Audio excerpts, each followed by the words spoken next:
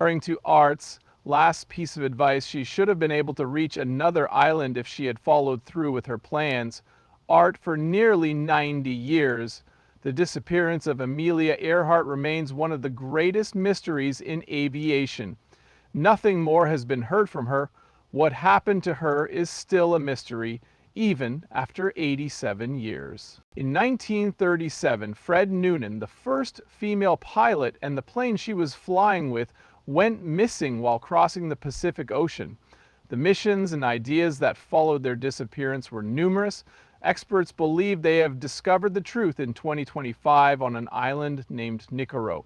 This is the result of years of continuously improving technology and looking your best. It is believed that this island in Nicorot is the site of Amelia Earhart's tragic disappearance. An intriguing mystery that has baffled humans for ages may have finally been solved thanks to innovative technology, imaginative ideas, and dedicated explorers. The following statement was made by one of our group's members. Hey, we have an idea about Amelia Earhart. Knowing who Amelia Earhart was and what she stood for during that period can help us understand why her disappearance has remained a mystery for such a long time. Kansas was the site of Amelia Earhart's birth in 1897. A symbol of strength and determination during the struggle for women's suffrage, she was more than simply a pilot. Her 1937 decision to fly around the world was a huge deal, and people everywhere were ecstatic about it. I enjoyed it. In 1920, Earhart developed an interest in flying after attending an air show.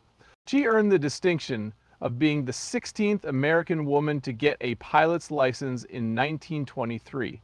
In 1928, she made history as the first female passenger to fly across the Atlantic Ocean. She made great strides forward with this. While this achievement was significant, it fell short of Earhart's objectives. In 1932, she became the first woman and only the second person, after Charles Lindbergh, to fly solo across the Atlantic Ocean, making history in the process. She became famous all over the globe during the 15-hour journey from Harbour Grace, Newfoundland, to Culmore, Northern Ireland. But even this success did not satisfy Earhart. Time and again, she broke records. Her non-stop flight from Hawaii to California, Mexico City to Los Angeles, and Newark was the first of its kind. She stood out due to her fearless demeanor and distinctive fashion choices, which included a leather jacket, short hair, and an assured grin. She did more than just fly. She also created clothing lines, advocated for women's rights, and covered the topic of women breaking into traditionally male-dominated industries for Cosmopolitan. At the age of 39, Amelia Earhart began plotting her greatest adventure to date, a record-breaking circumnavigation of the globe along the equator. The objective was to demonstrate that women were capable of feats that were as daring, technically challenging, and structurally sound as those performed by men. For a long time, no one knew what happened on Earhart's last voyage or why she vanished. Earhart famously said, "Women must try to do things as men have tried. When they fail, their failure must be but a challenge to others." And so it came to pass. Starting their circumnavigation in June 1937, Earhart and her pilot Fred Noonan departed from Miami. They had attempted the journey before, but had crashed in Hawaii after leaving California. Instead of going west, which is the opposite direction, this second attempt went east. The Lockheed Electra 10E had been customized to suit the journey to a T, with additional fuel tanks installed in lieu of passenger seats. By early July, they had completed nearly two-thirds of their journey. Their journey began in Miami and ended in Southeast Asia after they had flown across the Atlantic to Africa and the Indian Ocean. Howland Island was a tiny, level piece of land that was only 1 nautical mile away from Lae, New Guinea, and they sailed there on July 2, 1937. Located in the exact center of the Pacific, its length is 5 miles. Even though their target was tiny, they had to fly 2,500 miles across open water to get there. This section of their journey may have been the most challenging. They could receive radio instructions from the U.S. Coast Guard cutter Itasca, which was stationed close to Howland Island. Through the radio, we were informed that a terrible event had transpired. The morning at 7:42 a.m. Memois. We must be on you, but cannot see you. Fuel is running low. Since we cannot reach you by radio, we are flying at 1,000 feet. As a result, the ship's crew could hear Earhart's signal, but couldn't converse with her back and forth. The message was broadcast at local time. We are on line 17,337. On a separate occasion, this word will be transmitted on 6210 kilocycles, as stated in her last confirmed message, at 8:43 am. Hold on a second. I'm listening on 6210 kilocycles. North and south we go. Afterwards, silence fell. Over 250,000 square miles of ocean, the United States government launched the most costly aerial and maritime search operation ever.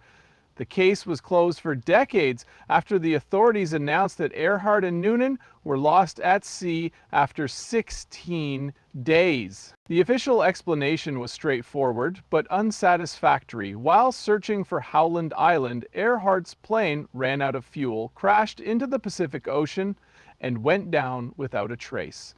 As time passed, the enigma surrounding Earhart's disappearance only deepened. Earhart never made it to the waters near Howland Island, but numerous expeditions and researchers have spent millions of dollars searching across the Pacific over the past 8 decades, coming up with different theories. Despite the rapid deployment of aircraft carriers, battleships, and dozens of planes by the U.S. Navy following the crash, no debris, life rafts, or oil slicks were located.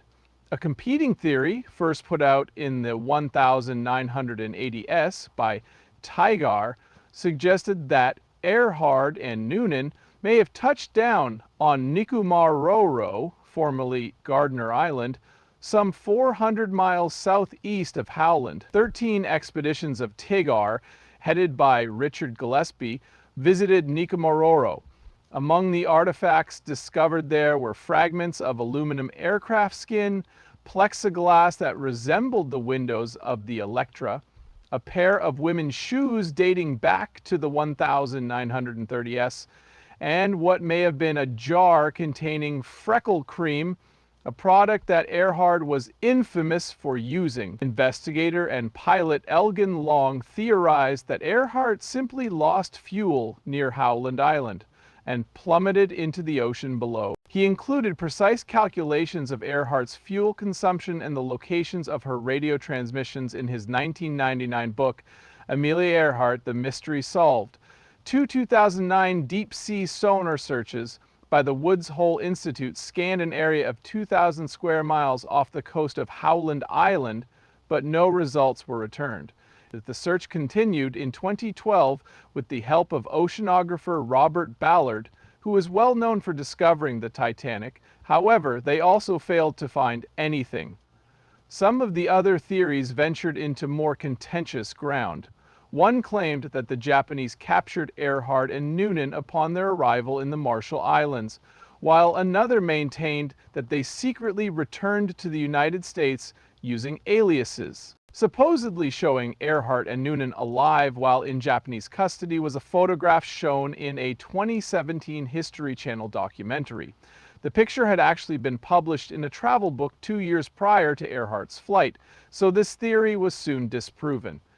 Even with the introduction of novel tools and techniques, each expedition yielded encouraging but ultimately fruitless leads. More guesswork and searching ensued, due to the absence of tangible proof, such as wreckage or human remains. It seemed like the riddle might remain unsolved for all time as the years passed. By 2010, a particular explanation for Earhart's disappearance had gained considerable traction. In the end, it would play a pivotal role in the breakthrough in 2024. The DAT line theory was proposed by Liz Smith, a former employee of NASA and amateur pilot who approached the mystery from the perspective of a navigator. Smith's theory failed to account for the possibility of crossing the international dateline during lengthy flights, which could have disastrous consequences. Celestial navigation was employed by navigators such as Fred Noonan. This entailed obtaining sextant readings of the sun and stars in order to ascertain their location. Precise dates and times were required for these computations. Because of the international dateline, we lost one day and gained one when we crossed it. The flight from New Guinea to Howland Island by Earhart and Noonan crossed this invisible line, forcing them to reevaluate their calculations. Smith speculated that after 17 hours in the air, they might have become confused about the time and made disastrous navigational mistakes that could have put them on Nikomaroro after they ran out of fuel. If Noonan had neglected to make this change, their navigational error would have been approximately 60 miles to the west, leading them to a different search area than where prior expeditions had focused their efforts. The inclusion of humans was what really piqued my interest in this theory. When under intense pressure to guide a small plane across vast expanses of open ocean, exhausted from a long flight, or attempting to locate a small island with limited fuel, even the most skilled navigator can make a mistake. Because it didn't necessitate convoluted conspiracy theories or implausible scenarios, the dateline theory gained traction among aviation specialists and historians. It merely recognized the potential for human mistake in a demanding setting. Above all else, it steered the search to an uncharted region at depths approaching 5,000 meters, approximately 100 miles west of Howland Island. Tony Romeo and the Deep Sea Vision crew may have been the ones to alter the investigation's trajectory, even though it has been 87 years since Earhart vanished. As we now know, there are instances when the most rational explanation is the correct one, particularly in cases where it yields empirical proof that the competing theories failed to account for. A Charleston, South Carolina-based marine robotics firm named Deep Sea Vision, DSV, shocked the aviation and archaeological communities in January 2024 with their sonar images of what appeared to be an airplane lying on the floor. The images suggested that it might be Earhart's missing Lockheed 10E Electra. Tony Romeo, a former intelligence officer in the United States Air Force and current CEO of Deep Sea Vision, oversaw the operation. Without assembling a 16-person team and investing heavily in the search, including the purchase of a $9 million 0-cents underwater drone customized to the mission, Romeo was merely another researcher throwing his hat in the ring. More than 5,200 square miles of ocean floor west of where Earhart was supposed to land were searched, and Romeo told reporters after the finding, "I've been interested in the Earhart mystery since I was a child, but this wasn't just for fun. We did it scientifically, using the dateline theory to search in places that had never been properly looked into." The search area was enormous. In order to conduct systematic sweeps of the ocean floor, the team utilized the cutting-edge Kuber Discovery Hogan 6000 autonomous underwater drone. At pressures of more than 7 psi, the unmanned vehicle's dives, which lasted nearly 2 days each, collected terabytes of data from depths of up to 50 meters. A strange-looking object was detected approximately 100 miles from Howland Island in sonar pictures, which marked the big break. For Earhart's plane, it appeared to be the perfect size and featured 2 tails. Confident in its own right, Romeo declared, "You'd be hard-pressed to convince me that this is not an airplane and not Amelia's plane." The object turned up precisely where the dateline theory predicted it would, in a spot where earlier searches had failed. This added an extra layer of intrigue to the discovery. Due to fuel exhaustion, the plane would have plummeted to this location had Noonan's navigational mistake caused it to cross the international dateline. The sonar pictures gave the impression that the plane had landed safely on the water at first glance. The aircraft signature that we see in the sonar image suggests she would have made every attempt to land the aircraft gently on the water, said Romeo. According to experts, this is what an experienced pilot like Amelia Earhart would have done if she had realized her fuel was running low. Important organizations were quick to take notice of the finding. One Smithsonian institution that showed interest was the National Air and Space Museum. Even though the team knew that the sonar images were promising, they weren't conclusive, according to aeronautics historian Dorothy Cochrane, who stated, "We are intrigued by DSV's initial images and believe it calls for another expedition in the ongoing search for Amelia Earhart's aircraft near Howland Island. Using cameras to examine the debris more thoroughly could lead to the discovery of artifacts that would definitively establish the plane's identity as Earhart's Electra. However, prior to that, they needed to dispel the notion that it could have been anything else, such as an unfamiliar geological feature or an additional plane that had gone down. Incredible technological advancements in deep-sea exploration made the 2024 discovery and the 2025 confirmation possible. Underwater search technology has advanced greatly since the 1980s and 1990s, as demonstrated by the search for Amelia Earhart's plane. The Huygens 6000, an AUV measuring 6 meters in length and weighing more than 2 tons, served as the nerve center of deep-sea vision's operations. Once programmed and launched, this yellow torpedo-shaped vessel operates autonomously, without the need for tethers or continual human supervision. The capability of the Huygens 6000 to maintain exact positioning at extreme depths is what sets it apart, according to Craig Wallace, the operations president of DSV, who was in charge of the equipment modification. Michite could not lift the previous search technology, simply couldn't handle the combined challenges of depth, pressure, and area coverage this mission required. Even at depths of 6,000 meters, the vehicle's synthetic aperture sonar could distinguish between objects as small as centimeters, thanks to a resolution 10 times higher than conventional systems. The form of an airplane that had lain on the ocean floor for nearly 90 years could be better understood with this information. They were able to cover more ground in less time than any previous Earhart search, thanks to the $9 million, 0 cents investment in this technology. In a single mission, the drone could cover an area of 130 square miles of ocean floor, which would have taken weeks or months to cover using older technology. It could work continuously for up to 48 hours. Another significant technological hurdle was data processing. The team utilized artificial intelligence algorithms to sift through the terabytes of sonar data generated by each mission in search of potentially artificial objects on the ocean floor, in addition to the numerous natural formations that were already there. Romeo remarked, "We're basically looking for a needle in a haystack the size of Los Angeles while the search was underway.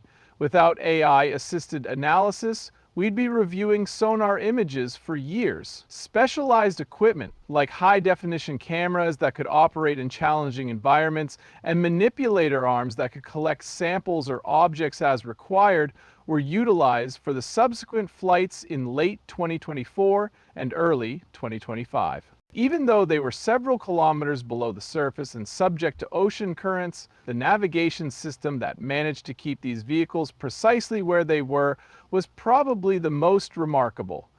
Doppler velocity logs, inertial navigation, and frequent surface communications allowed the AUVs to accomplish this. This of discovering Earhart's plane was only one benefit of the technological revolution currently underway in deep-sea exploration. The other is that it is altering our capacity to explore the deep ocean, the least explored region of our planet.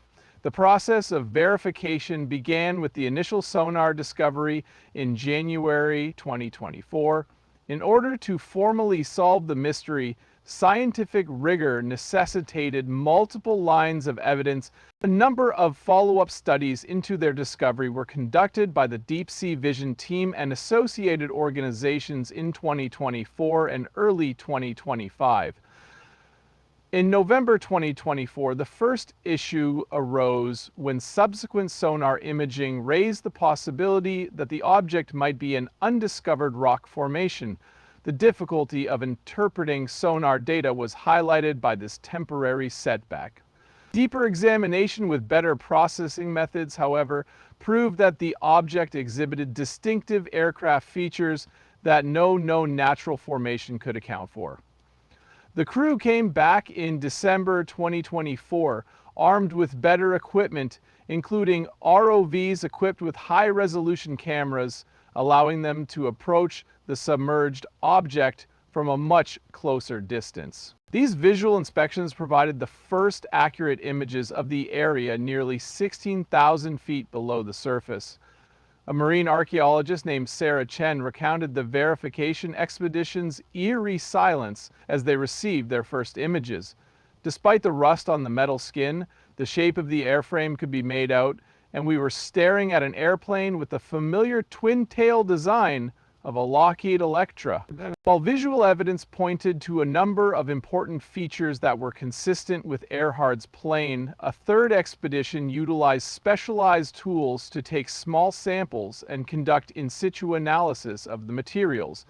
Spectrographic analysis confirmed the presence of aluminum alloys, which were common in planes made in the 1930s, and the landing gear was set up correctly. Additionally, some of the engine mounting structures remained in place. At a press conference in February 2025, along with air historians and representatives from the Smithsonian Institution, Tony Romano announced, "We can now say with over 95% certainty that we have found Amelia Earhart's Lockheed Electra." This announcement was bolstered by an incomplete serial number on a part that matched Earhart's Electra, which further strengthened the case. The wreckage was located precisely where it should have been if the datline theory had been correct, approximately 100 miles west of Howland Island.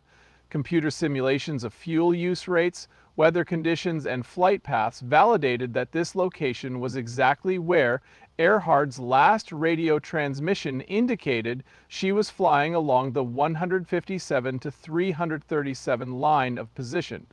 The location, type of aircraft, size, and other details that make it easy to identify leave almost no room for other explanations. While the Deep Sea Vision discovery made headlines and seemed to support the crash at sea theory, Dr. Richard Pettigrew, executive director of the Archaeological Legacy Institute in Eugene, Oregon, has been leading a team investigating Nikumaroro, formerly Gardner Island, a remote atoll about 400 miles southeast of Howland Island. The photographic and analytical evidence has convinced most experts that aviation's biggest mystery has finally been solved after 88 years of searching. Another Pettigrew's 10-person scientific team examined what they called the Terra object, a metallic and reflective feature on the north shore of the Nikumaroro Lagoon that satellite video and drone imagery suggested could be airplane wreckage. Other people have looked and failed, but sooner or later, someone is going to succeed, Dr. Pettigrew said, referring to the Nikumaroro theory, which proposes that after failing to find Howland Island, Earhart and Noonan might have had enough fuel to reach this other landmass where they might have survived for a while as castaways before their bodies were discovered. According to Pettigrew, who informed reporters that earlier searches had yielded disappointing results, the summer 2025 expedition uncovered several intriguing artifacts, such as fragments of aluminum that matched 1930s aircraft construction, fragments of plexiglass that matched the Electra's windows, and personal items such as a small container that could have contained freckle cream, an item that Earhart was known to use. The most intriguing find, however, was a partial fingerprint preserved on a worn-out leather item. which forensic scientists are now comparing to Earhart's known prints from her pilot's license application. Initial analysis indicates a possible match, but final results are still pending. Initially, these findings appeared to contradict the deep ocean discovery, but researchers have now developed a more coherent theory. We're not looking at competing theories anymore, but complementary evidence, Dr. Pettigrew and Tony Ramono said in a joint statement in March 2025. The combined findings from both locations tell a more complete story of what likely happened in those last moments. This collaborative approach marks a turning point in Earhart research. Deep sea vision confirms that the main fuselage and one wing section crashed into the water of the parts of the plane, possibly a wing or tail section that broke off during a water landing, slid to Nikumaroro on the same currents. Teams that were once at odds are now working together to piece together the aviator's last flight, which could involve elements of theories that initially appeared to be at odds with one another.